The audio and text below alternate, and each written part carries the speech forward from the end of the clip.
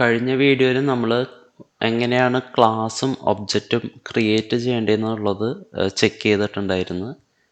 അപ്പോൾ അന്നേരം ഞാൻ പറഞ്ഞിട്ടുണ്ടായിരുന്നു, ഒബ്ജക്റ്റ് ക്രിയേറ്റ് ചെയ്യണ സമയത്ത് ഓട്ടോമാറ്റിക്കായിട്ട് നമ്മളുടെ ക്ലാസ്സിലൊരു കൺസ്ട്രക്ടർ എന്ന് പറഞ്ഞിട്ടൊരു സംഭവമുണ്ട്. അത് എക്സിക്യൂട്ടായിട്ടാണ് ഒബ്ജക്റ്റ് ക്രിയേറ്റ് ആവണമെന്ന് ഡിസ്കസ് ചെയ്തിട്ടുണ്ടായിരുന്നു. പക്ഷെ നമ്മൾ അതിനെപ്പറ്റി ഒരുപാട് ഡീറ്റെയിൽ ആയിട്ട് ഡിസ്കസ് ചെയ്തിട്ടുണ്ടായില്ല. അപ്പോൾ ഈ ഒരു വീഡിയോയിൽ അതിനെ പറ്റിയിട്ടാണ് നമ്മൾ ഡിസ്കസ് ചെയ്യാൻ പോകുന്നത്.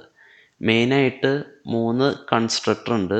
ഒരെണ്ണം ഡിഫോൾട്ട് കൺസ്ട്രക്ടർ, പിന്നെ ഒരെണ്ണം പാരാമീറ്ററൈസ്ഡ് കൺസ്ട്രക്ടർ, ലാസ്റ്റ് വരുന്നത് കോപ്പി കൺസ്ട്രക്ടർ. ഇതിൽ നമ്മൾ ഡിഫോൾട്ടും പാരാമീറ്ററൈസ്ഡും ആയിട്ടുള്ള കൺസ്ട്രക്ടറിനെ പറ്റിയിട്ടാണ് ഡിസ്കസ് ചെയ്യേണ്ടത്. കോപ്പി കൺസ്ട്രക്ടർ നമ്മളിപ്പോൾ അത്രയ്ക്കും ബോദർ ചെയ്യുന്നില്ല.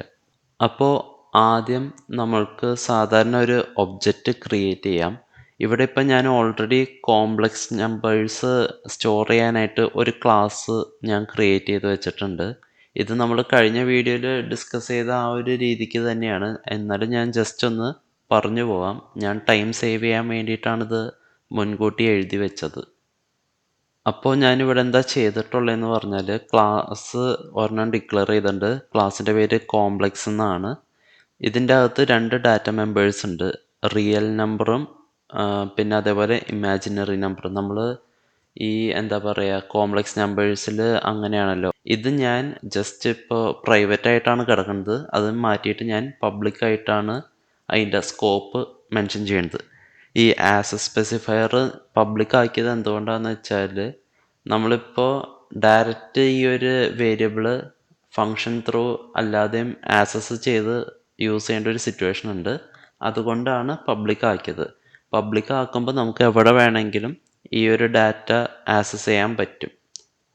അതേപോലെ തന്നെ പിന്നീട് വരുന്ന ഒരു സാധനം എന്ന് പറഞ്ഞാൽ, ഒരു മെമ്പർ ഫംഗ്ഷൻ എഴുതിയിട്ടുണ്ട്. അതായത് ഒരു പ്രിൻ്റ് ചെയ്യാനുള്ള ഒരു ഫംഗ്ഷൻ. അതിലപ്പോൾ നമുക്ക് റിയൽ നമ്പേഴ്സ് പ്രിൻ്റ് ചെയ്ത് കാണിക്കും. നമ്മൾ ക്രിയേറ്റ് ചെയ്യുന്ന റിയൽ നമ്പർ പ്രിൻ്റ് ചെയ്ത് കാണിക്കുക, അത്രേ ഉള്ളൂ. ഇനി ഞാനിവിടെ ഒരു ഒബ്ജക്റ്റ് ക്രിയേറ്റ് ചെയ്യണം മെയിൻ ഫംഗ്ഷനിൽ. അപ്പോൾ ഒബ്ജക്റ്റ് ക്രിയേറ്റ് ചെയ്യേണ്ടത് എങ്ങനെയാണെന്ന് വെച്ചാൽ, ആദ്യം ക്ലാസ്സിൻ്റെ പേര്, അതായത് കോംപ്ലക്സ് ടൈപ്പ് ചെയ്യുക. എന്നിട്ട് C1 നമ്മൾ ഒബ്ജക്റ്റിൻ്റെ പേര് കൊടുക്കുക. C1 എന്ത് വേണമെങ്കിലും കൊടുക്കാം. ഞാനിവിടെ C1 കൊടുത്തു. എന്നിട്ട് ഞാൻ ഈ പ്രോഗ്രാം ഒന്ന് റൺ ചെയ്യാണ്. ഇതിപ്പോൾ റൺ ചെയ്തപ്പോൾ ആക്ച്വലി നമുക്കിവിടെ ഔട്ട്പുട്ടൊന്നും വന്നില്ല. പക്ഷേ ഇവിടെ എന്താ സംഭവിക്കണമെന്ന് വെച്ചാൽ, ഒരു കൺസ്ട്രക്ടർ എക്സിക്യൂഷൻ നടന്നിട്ടുണ്ട്. കൺസ്ട്രക്ടർ നമ്മളെപ്പോഴും എന്താന്ന് വെച്ചാൽ ഒരു ഫംഗ്ഷൻ പോലെയാണ്. ഈ ഫംഗ്ഷന് പക്ഷേ കുറച്ച് പ്രത്യേകതകളുണ്ട്. കൺസ്ട്രക്ടറിലേക്ക് നമുക്ക് വാല്യൂ പാസ് ചെയ്ത് കൊടുക്കാൻ പറ്റും. പക്ഷെ കൺസ്ട്രക്ടർ ഒന്നും തന്നെ റിട്ടേൺ ചെയ്യത്തില്ല. അതിൻ്റെ അകത്ത് ജസ്റ്റ് എന്താ പറയുക, വാല്യൂ ഇനിഷ്യലൈസേഷനാണ് മെയിനായിട്ടും കൺസ്ട്രക്ടർ വഴി നടക്കാറുള്ളത്. പിന്നെ അതേപോലെ തന്നെ കൺസ്ട്രക്ടറിന് എപ്പോഴും ക്ലാസിൻ്റെ പേരായിരിക്കും.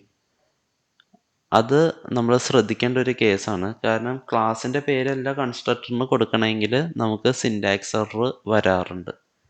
ഇത്രയാണ് മെയിനായിട്ട് വരുന്നത്. പിന്നെ എപ്പോഴും ഒരു സേഫ് പോയിന്റ് എന്ന് പറയുന്നത്, നമ്മൾ ഈ ഒരു കൺസ്ട്രക്ടർ ആസ് എ സ്പെസിഫയർ ആയിട്ടുള്ള പബ്ലിക്കിൻ്റെ അണ്ടറിൽ വേണം ഡിക്ലെയർ ചെയ്യാൻ. അല്ലെങ്കിൽ ഇത് ചില സമയത്ത് എക്സിക്യൂഷൻ നടക്കണമെന്നില്ല. ഇത്രയാണ് ഇപ്പോൾ നമ്മൾ കൺസ്ട്രക്ടറിനെ പറ്റിയിട്ട് ബോദർ ചെയ്യേണ്ട കുറച്ച് കാര്യങ്ങൾ. ഇനി എന്തെങ്കിലും ഉണ്ടെങ്കിൽ നമുക്ക് വഴിയെ ഡിസ്കസ് ചെയ്യാം. അപ്പോൾ ഇനി നമുക്ക് കൺസ്ട്രക്ടർ എങ്ങനെ ക്രിയേറ്റ് ചെയ്യേണ്ടതെന്നുള്ളത് നോക്കാം. ആദ്യം തന്നെ ഞാൻ ഈ ഡാറ്റ മെമ്പർ ക്രിയേറ്റ് ചെയ്തിട്ടുള്ള ഈ 7th ലൈൻ ഉണ്ട്. ഈ 7th ലൈൻ കഴിഞ്ഞിട്ട് ഒരു വൈറ്റ് സ്പേസ് എടുക്കുകയാണ്. ഒരു പുതിയ ലൈനിൽ ഞാൻ ടൈപ്പ് ചെയ്യാണ്. അതായത് നമ്മളുടെ ക്ലാസ്സിൻ്റെ പേരാണ് കൺസ്ട്രക്ടർക്ക് കൊടുക്കേണ്ടത്. അപ്പോൾ കോംപ്ലക്സ് എന്നും പറഞ്ഞിട്ട് ഞാൻ ടൈപ്പ് ചെയ്തു. എന്നിട്ട് ഫങ്ഷൻ ബ്രാക്കറ്റ് ഓപ്പൺ ക്ലോസ് ചെയ്യുക. അതേപോലെ തന്നെ നമ്മൾ കേളി ബ്രാക്കറ്റ് ഓപ്പൺ ക്ലോസ് ചെയ്യുക. ഇങ്ങനെയാണ് ഒരു കൺസ്ട്രക്ടർ ക്രിയേറ്റ് ചെയ്യേണ്ടത്. അതായത് വേറൊന്നുമില്ല, റിട്ടേൺ ടൈപ്പ് ഇല്ലാത്തത് കൊണ്ട് നമ്മൾ വോയിഡ് ഇൻറ്റ് അങ്ങനത്തെ സാധനങ്ങളൊന്നും കൊടുക്കണ്ട. ജസ്റ്റ് ഫങ്ഷൻ നമ്മൾ എഴുതണ പോലെ ആ ഒരു ക്ലാസ്സിൻ്റെ പേര് വെച്ചിട്ട് നമ്മൾ കൺസ്ട്രക്ടർ ക്രിയേറ്റ് ചെയ്യുന്നു. ജസ്റ്റ് ഒരു ബ്രാക്കറ്റ് ഓപ്പൺ ക്ലോസ് ചെയ്യുന്നു, എൻ്റർ പ്രസ് ചെയ്തിട്ട് കേളി ബ്രാക്കറ്റ് ഓപ്പൺ ക്ലോസ് ചെയ്യുന്നു. ഇതോടെ നമ്മൾ കൺസ്ട്രക്ടർ ക്രിയേറ്റ് ചെയ്ത്. ഇനി ഇതിൻ്റെ അകത്ത് ഞാൻ ഒരു സി ഔട്ട് കൊടുക്കുകയാണ്. അതായത് നമ്മൾ ഈ ഒരു ഒബ്ജക്റ്റ് ക്രിയേറ്റ് ആയി എന്നുള്ളത് നമുക്കൊരു മെസ്സേജ് പാസ് ചെയ്യാൻ വേണ്ടിയിട്ടാണ്. അപ്പം ഞാനിവിടെ സി ഔട്ടിൽ OBJ ക്രിയേറ്റഡ് എന്നും പറഞ്ഞിട്ട് ഒരു മെസ്സേജ് കൊടുത്തു. ഇനി നമുക്ക് ഈ ഒരു പ്രോഗ്രാം ഒന്നുകൂടെ ഒന്ന് റൺ ചെയ്ത് നോക്കാം. ഈ പ്രാവശ്യം എന്താണ് ഔട്ട്പുട്ട് വരാന്നുള്ളത് അപ്പോൾ നമുക്ക് അറിയാൻ പറ്റും. ഇപ്പോൾ നമ്മൾ ഈ ഒരു കോഡ് റൺ ചെയ്തപ്പോൾ നമുക്ക് OBJ ക്രിയേറ്റഡ് എന്നും പറഞ്ഞിട്ട് ഒരു മെസ്സേജ് വന്നു. ഇത് ഇപ്പം എന്തുകൊണ്ട് വന്നു എന്നുള്ളത് ചോദിച്ചാൽ നമ്മൾ കഴിഞ്ഞ വീഡിയോയിൽ ഡിസ്കസ് ചെയ്തിട്ടുണ്ട്. അതായത് കൺസ്ട്രക്ടർ നമ്മൾ ഡിഫൈൻ ചെയ്ത് കൊടുത്തില്ല എങ്കിൽ കമ്പൈലേഷൻ്റെ ടൈമിൽ ഈ ഒരു കൺസ്ട്രക്ടർ താനെ ഇൻട്രൊഡ്യൂസ് ചെയ്യും. അതാണ് ഇതിൻ്റെ ഒരു വ്യത്യാസം. അപ്പോൾ നമ്മൾ ഈ ഒരു കേസിൽ എന്താ ചെയ്തതെന്ന് വെച്ചാൽ കൺസ്ട്രക്ടർ നമ്മളായിട്ട് സ്പെസിഫൈ ചെയ്തു. അപ്പോൾ കമ്പൈലർ എന്താ ജസ്റ്റ് അവർ ഈ പ്രാവശ്യം കൺസ്ട്രക്ടർ ക്രിയേറ്റ് ചെയ്തില്ല, നമ്മളുടെ കൺസ്ട്രക്ടർ യൂസ് ചെയ്തു. അപ്പോൾ ഡിഫോൾട്ടായിട്ടുള്ള കൺസ്ട്രക്ടറിൻ്റെ ഒരു ലുക്ക് എന്ന് പറഞ്ഞാൽ ഇതായിരിക്കും. ഈ ഇപ്പം നമ്മൾ ഉണ്ടാക്കിയില്ലേ, പകരം ഈ സി ഔട്ട് ഉണ്ടാവില്ല. ജസ്റ്റ് ഇതേപോലെ ഒരു എന്താ പറയുക, ക്ലാസ്സിൻ്റെ പേരിലൊരു ഫംഗ്ഷൻ ഓപ്പൺ ക്ലോസ് ചെയ്ത് വെറുതെ കിടക്കുന്നു, അത്രേ ഉണ്ടാവുള്ളൂ ഡിഫോൾട്ടായിട്ടുള്ള കൺസ്ട്രക്ടർ.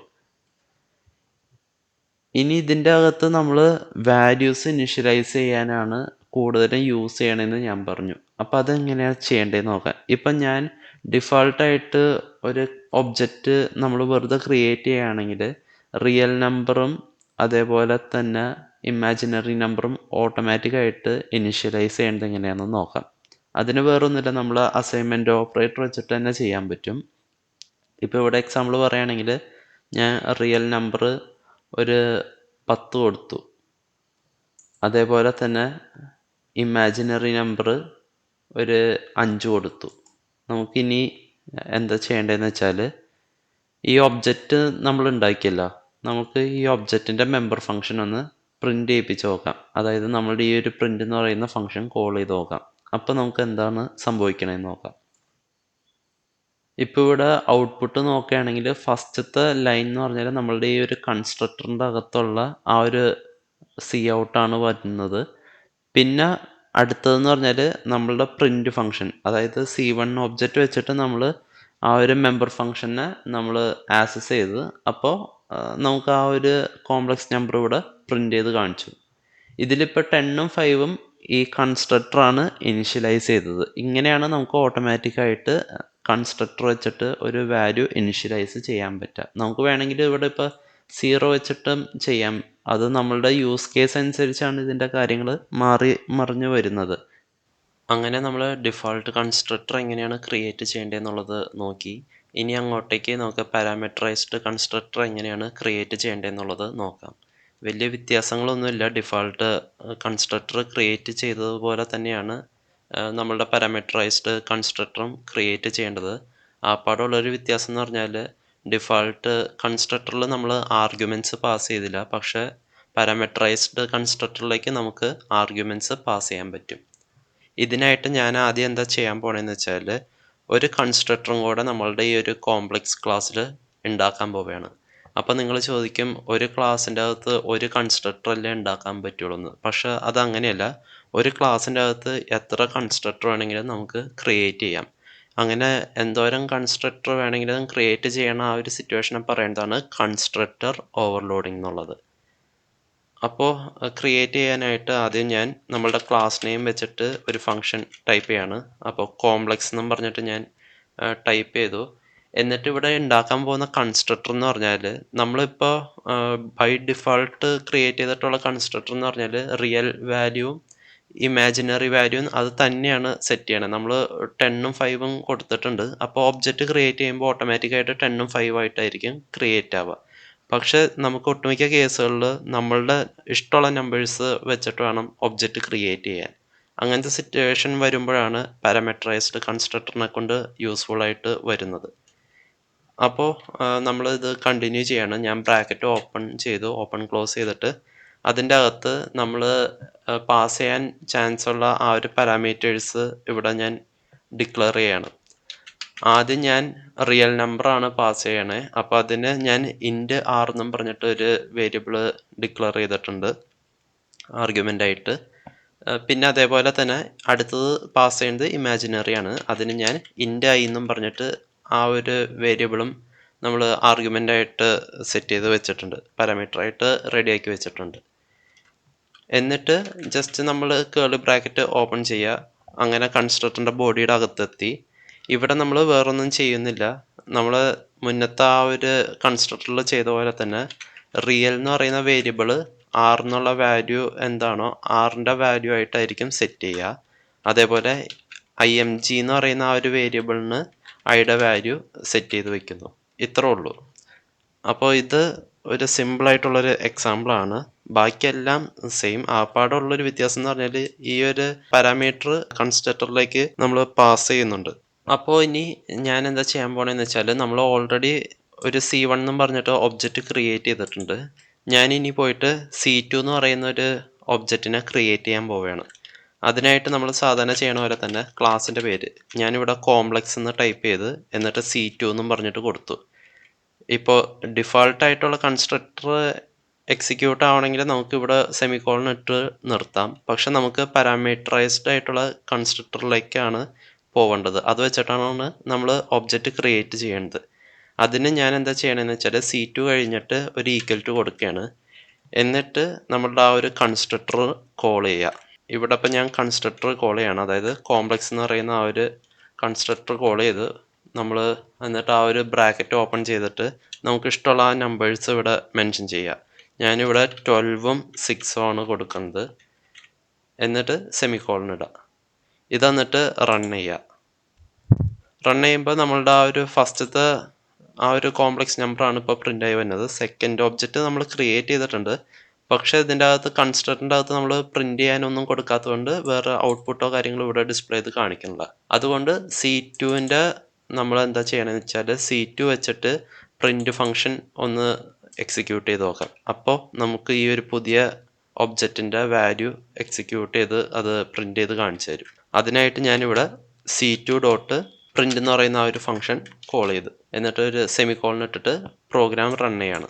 അങ്ങനെ പ്രോഗ്രാം റണ്ണായി. ഈ പ്രാവശ്യം നമുക്ക് രണ്ടാമത്തെ ഒബ്ജക്റ്റിൻ്റെ ആ ഒരു കോംപ്ലക്സ് നമ്പർ പ്രിൻ്റ് ചെയ്ത് വന്നിട്ടുണ്ട്. അപ്പോൾ ഇങ്ങനെയാണ് നമ്മളുടെ കൺസ്ട്രക്ടർ ക്രിയേറ്റ് ചെയ്യേണ്ടത്. നമുക്ക് എത്ര കൺസ്ട്രക്ടേഴ്സ് വേണമെങ്കിലും ഒരു ക്ലാസ്സിൻ്റെ അകത്ത് ക്രിയേറ്റ് ചെയ്യാം. ഡിഫാൾട്ടായിട്ട് നമ്മൾ ഒരു കൺസ്ട്രക്ടറും ക്രിയേറ്റ് ചെയ്തില്ലെങ്കിൽ കമ്പൈലർ തന്നെ റൺ ചെയ്യണ സമയത്ത്, അതായത് കമ്പൈലേഷൻ നടക്കുന്ന സമയത്ത് ഒരു കൺസ്ട്രക്ടർ താനെ ആഡ് ചെയ്യും. ചിലപ്പോൾ വൈവയ്ക്ക് ചോദിക്കാൻ ചാൻസ് ഉള്ളൊരു ക്വസ്റ്റ്യൻ ആണ്. ഇതൊന്ന് എന്താ പറയുക, 2-3 പ്രാവശ്യം ചെയ്ത് നോക്കുകയാണെങ്കിൽ ഒരു ഐഡിയ കിട്ടും ഇതെങ്ങനെയാണ് ഇതിൻ്റെ പരിപാടി എന്നുള്ളത്. ഇനി അടുത്തത് നമുക്ക് കോംപ്ലക്സ് നമ്പറിൻ്റെ അഡീഷൻ്റെ ഒരു പ്രോഗ്രാമാണ്. അത് നോക്കിയിട്ട് വേണം ഓപ്പറേറ്റർ ഓവർലോഡിങ്ങിലേക്ക് പോവാൻ.